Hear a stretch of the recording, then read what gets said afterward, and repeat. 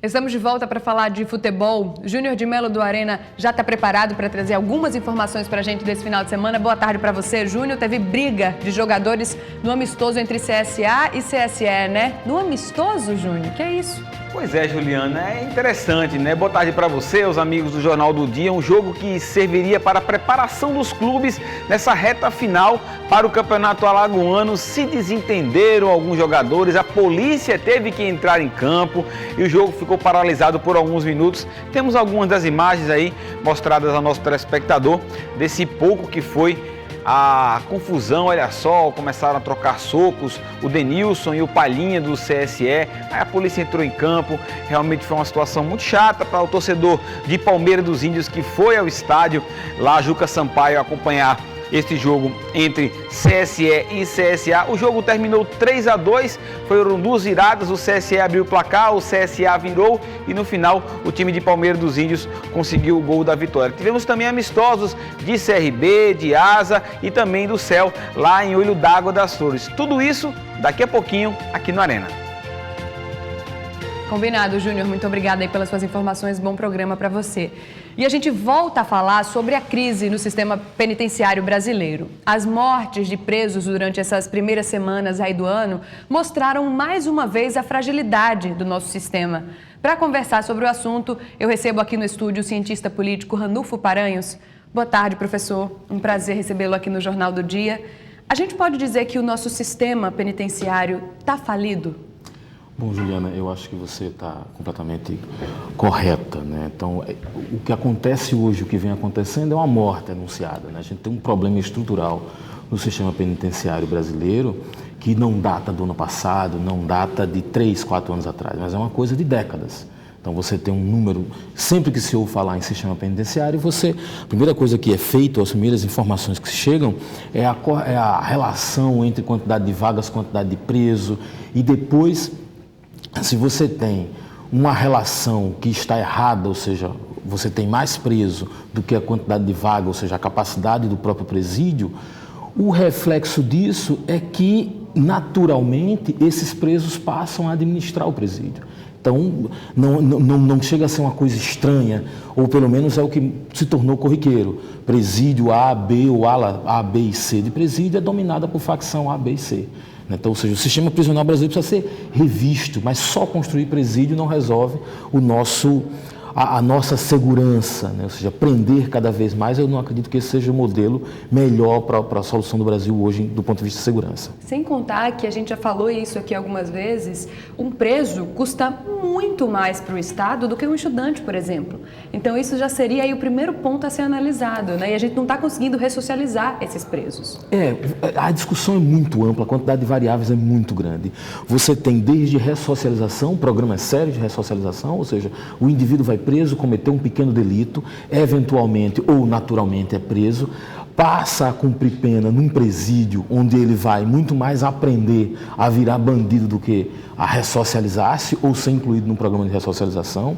Depois você tem um sistema judiciário que não consegue dar conta da demanda, você tem preso ali dentro, cujo tempo de prisão já expirou, ou seja, ele já está cumprindo mais do que o que deveria, o processo dele não é revisto. Consequentemente, se houvesse uma revisão, né, por parte do judiciário das penas, consequentemente você não teria tanto preso em presídio, né, e isso é uma outra questão. Agora, passa também por uma revisão do judiciário, é óbvio que o judiciário não tem estrutura suficiente para dar conta disso daí. E você tem questões outras, né, discussão sobre legalização das drogas, né? Se o indivíduo que eventualmente que está portando droga vai preso, né? O que é consumidor e às vezes é colocado na condição de pequeno traficante, e aí ele é preso, vai para o presídio, quando na verdade ele é um consumidor. Então é preciso rever uma série de coisas, colocar a sociedade para discutir, inclusive, a questão da legalização das drogas ou liberalização das drogas. Quais são os riscos de manter uma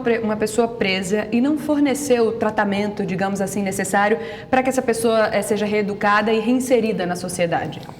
Bom, esse talvez seja o grande sonho do Estado ou o grande sonho da sociedade, que o indivíduo, ao ser preso, ele vai para lá cumprir pena. A ideia do cumprir pena está extremamente correta. Você comete um delito, você é retirado do seio da sociedade, é excluído da sociedade como forma de punição. Agora, a punição ela é necessária para que a gente consiga conviver em sociedade. Porque né? ele representa um risco à sociedade. Agora, esse indivíduo que é extraído, ele tem um tempo previsto para cumprir a sua pena, e esse tempo previsto indica o seguinte, que ele vai voltar.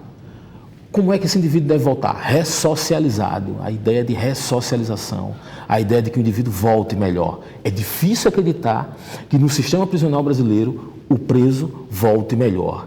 Há alguns anos, não muito, 3, 4, 5 anos atrás, o então ministro da Justiça, na época, José Eduardo Cardoso, disse que preferia morrer do que ser preso, cumprir pena num presídio brasileiro. É bom a gente lembrar que aqui no Brasil não existe prisão perpétua. Então esse preso ele vai voltar para a sociedade. A grande questão é essa, de que forma os nossos presos, os nossos reeducandos estão voltando, né, a conviver com a sociedade. A quantidade de problemas é tão grande, Juliana, que se você pensar que mesmo aquele indivíduo que voltou com as melhores das intenções do mundo, ressocializado, imagine que o indivíduo foi para lá e participou de um programa de educação, né? Professor, sala de aula dentro do presídio, uma série de coisas. E ele volta minimamente capacitado para procurar um emprego. Como é que andam as nossas taxas de desemprego? É elevadíssima.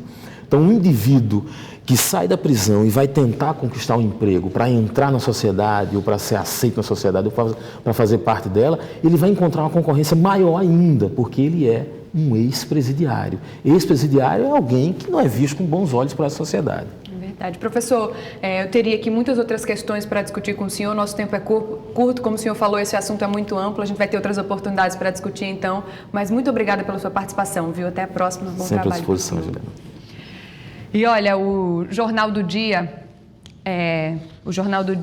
da TV Ponta Verde, emissora do Sistema Opinião, a gente vai ficar agora por aqui. A gente volta? Ok, a gente acabou de receber a informação que a gente vai conversar agora, volta a falar agora com a repórter Júlia Oliveira, que está lá, continua lá no sistema prisional aqui em Maceió. Vamos lá voltar a falar com ela então. Júlia, a situação por aí já se acalmou? Como é que tá?